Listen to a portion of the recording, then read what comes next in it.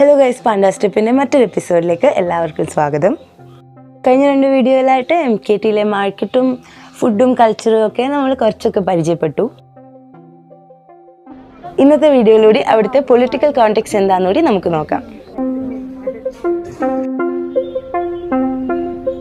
ഹിമാചലിലുള്ള ധർമ്മശാലനെ little Lhasa എന്നും ഡൽഹിയിലുള്ള MKTനെ little Dharamshala എന്നുമാണ് ഇവിടെയുള്ളവർ പറയുന്നത്. അപ്പോൾ ടിബറ്റിൻ്റെ ഒരു പൊളിറ്റിക്കൽ കോണ്ടെക്സ്റ്റ്, അതായത് ടിബറ്റിൻ്റെ ഒരു ഗവൺമെൻറ് ഇപ്പോഴും ധർമ്മശാലയിൽ നിന്ന് റൂൾ ചെയ്യുന്നുണ്ട്. ദലൈ ലാമ അവിടുന്ന് ഒരു സ്പിരിച്വൽ ഹെഡായിട്ട് ഇന്നുമുണ്ട്. അവരുടെ ഇലക്ഷനുകൾ നടക്കാനുണ്ട്. ഇതൊക്കെ ഇന്ത്യയിൽ തന്നെയാണ് നടക്കുന്നതെന്നുള്ളതും പിന്നെ MKTയിലുള്ള കൂടുതൽ ആൾക്കാരും ഒരു സെക്കൻഡ് ജനറേഷൻ ആൾക്കാരായിരിക്കും. ഞാൻ മുന്നേ പറഞ്ഞു 50കളിൽ റെഫ്യൂജീസായി വന്ന ആൾക്കാരുടെ മക്കളാണ് കൂടുതലും ഇവിടെ ഉള്ളത്. പിന്നെ ഇവിടെ വന്ന സമയത്ത് തന്നെ ധർമ്മശാലയിൽ ചിൽഡ്രൻസ് വില്ലേജുകൾ ദലൈ ലാമയുടെ അമ്മ സ്റ്റാർട്ട് ചെയ്തിരുന്നു. എഡ്യൂക്കേഷൻ എന്നുള്ളതായിരുന്നു പർപ്പസ്. അപ്പോൾ ഇവിടെയും പല കുട്ടികളും സ്കൂളിംഗ് എന്ന് പറയുന്നത് ആ വില്ലേജസിലെ സ്കൂളുകളിൽ പോയി പഠിച്ച് തിരിച്ചു വരിക ചെയ്യുന്ന ടിബറ്റൻ സ്കൂൾസ് തന്നെയാണ്.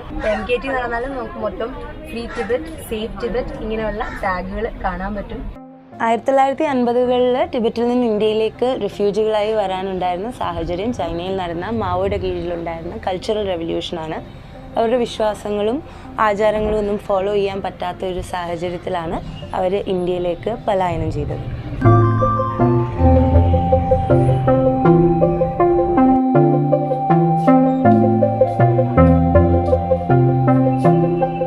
സമയത്ത് തന്നെ ഇന്ത്യ ഗവൺമെൻറ് അനുവദിച്ചു കൊടുത്ത ഭൂമിയിലാണ് ഇന്ന് അവർ ജീവിക്കുന്നത്.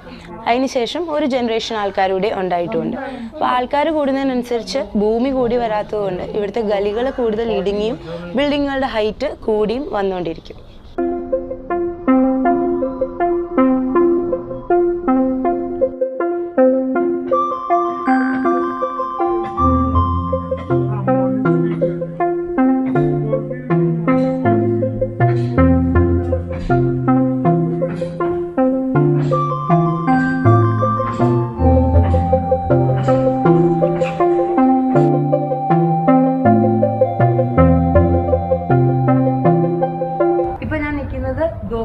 ചുഷി ഗാംഗ്രൂപ്പ് കോംപ്ലക്സിലാണ്.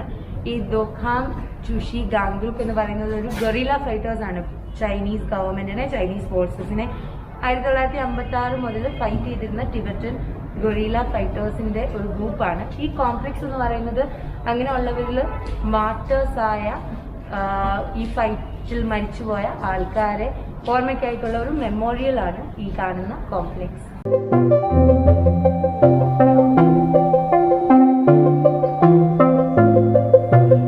കോംപ്ലക്സിലുള്ള ഷോപ്പുകളൊന്നും തന്നെ തുറന്നിട്ടില്ല. ഇതെല്ലാം കോവിഡ് കാരണം ഇപ്പൊ ക്ലോസ് ആയതാണ്, ബിസിനസ് ഇല്ലാത്തത് കാരണം.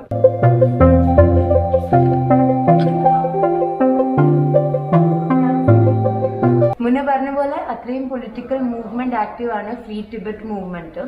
ഇതിൽ 2 ഗ്രൂപ്പ് ഓഫ് ആൾക്കാരുണ്ട്. കംപ്ലീറ്റ് ഓട്ടോണമി ഡിമാൻഡ് ചെയ്യുന്ന ആൾക്കാരുണ്ട്, റാങ്സെൻ.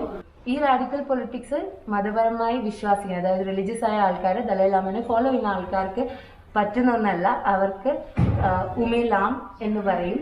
ഉമേലാം എന്ന് പറയുന്നത് ഈ റാഡിക്കൽ അല്ലാത്ത ഗ്രൂപ്പിനെയാണ്. അപ്പോൾ ആദ്യം ഞാൻ പറഞ്ഞ റാങ്സെൻ, അതായത് കംപ്ലീറ്റ് ഓട്ടോണമി ഡിമാൻഡ് ചെയ്യുന്ന ആൾക്കാരുടെ ഒരു മൂവ്മെന്റ് ആണ് students four A free Tibet.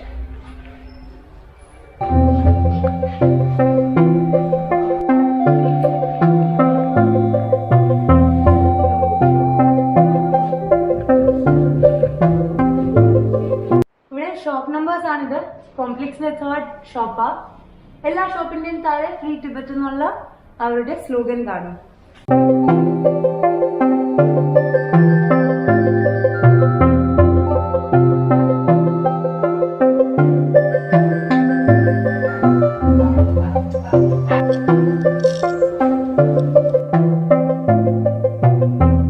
കോംപ്ലക്സിനകത്ത് ഇങ്ങനെ കുറേ ഫോട്ടോസ് കാണാൻ പറ്റും.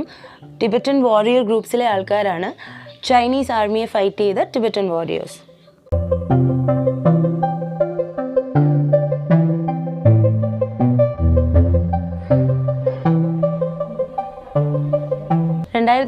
മുതൽ ഇന്ത്യയിലുള്ള ടിബറ്റൻ ഗവൺമെൻറ്റിനെ ഇലക്ഷൻ വഴിയാണ് തിരഞ്ഞെടുത്തുകൊണ്ടിരിക്കുന്നത്. അതിനു മുന്നേ ദലൈ ലാമ തന്നെയായിരുന്നു സ്പിരിച്വൽ ഹെഡും പൊളിറ്റിക്കൽ ഹെഡും. അവിടുത്തെ 3ാമത്തെ ഇലക്ഷൻ്റെ ഫസ്റ്റ് ഫേസ് ഈ ജാനുവരി 3-നാണ് നടന്നത്. ലോകത്ത് മൊത്തത്തിലായിട്ട് 80,000 രജിസ്റ്റേർഡ് വോട്ടേഴ്സ് ഉണ്ട്. അതിൽ 55,000 ആൾക്കാരും ഇന്ത്യ, നേപ്പാൾ, ഭൂട്ടാൻ എന്നീ രാജ്യങ്ങളായിട്ട് ഉള്ളവരാണ്.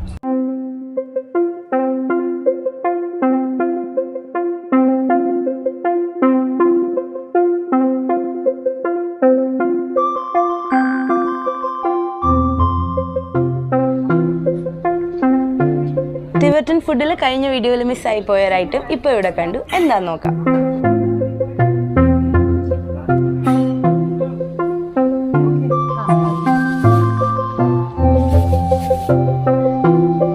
ഇവരുടെ ഒരു സ്ട്രീറ്റ് ഫുഡാണ് ലാഫിംഗ്.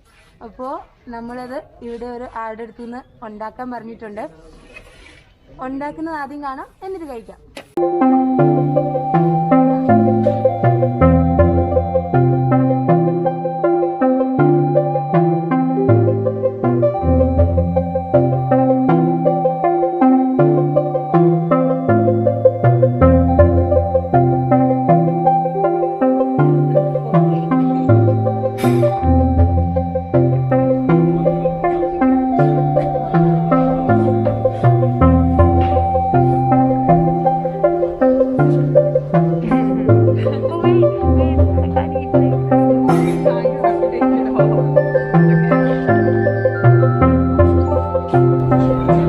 ചിക്കൻ ഇല്ലായിരുന്നു, ഇത് സോയാബീനാണ്.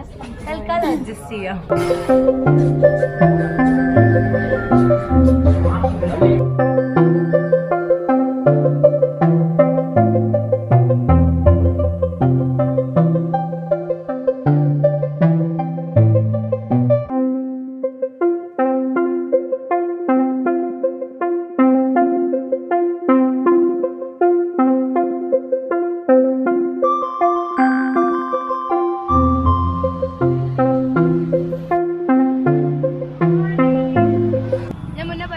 ധർമ്മശാലയിലുള്ള കമ്മ്യൂണിറ്റി വില്ലേജുകളിലാണ് ഇവിടെയുള്ള കുറെ ആൾക്കാരും പഠിക്കുന്നത്.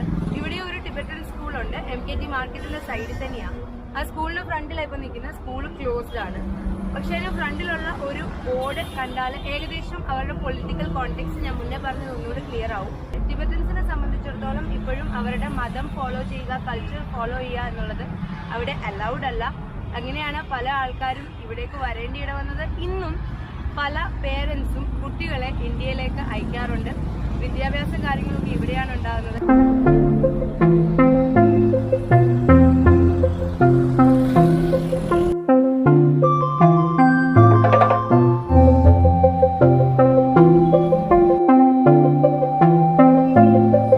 അങ്ങനെ മജ്നു കാ ടില്ല ഫുൾ എക്സ്പ്ലോർ ചെയ്തു. ഇവിടുത്തെ കൾച്ചറിനെ പറ്റിയും ഫുഡിനെ പറ്റിയും ഈ മാർക്കറ്റിനെ പറ്റിയൊക്കെ ഏകദേശം ഒരു ഐഡിയ നിങ്ങൾക്ക് കിട്ടിക്കാണുമെന്ന് വിചാരിക്കുന്നു. ഡൽഹി വരുന്നവരെ ഇവിടെ വരാൻ മറക്കരുത്. ഡൽഹി അല്ലാത്ത ഒരു സ്ഥലമാണ്, ഒരു ലിറ്റിൽ ടിബറ്റ് ആണ്. വീഡിയോ ഇഷ്ടപ്പെട്ടാൽ ലൈക്ക് ചെയ്യുക, കമൻറ്റ് ചെയ്യുക, ഷെയർ ചെയ്യുക. ചാനൽ സബ്സ്ക്രൈബ് ചെയ്യാത്തവർ സബ്സ്ക്രൈബും ചെയ്യുക. അപ്പോൾ ബൈ.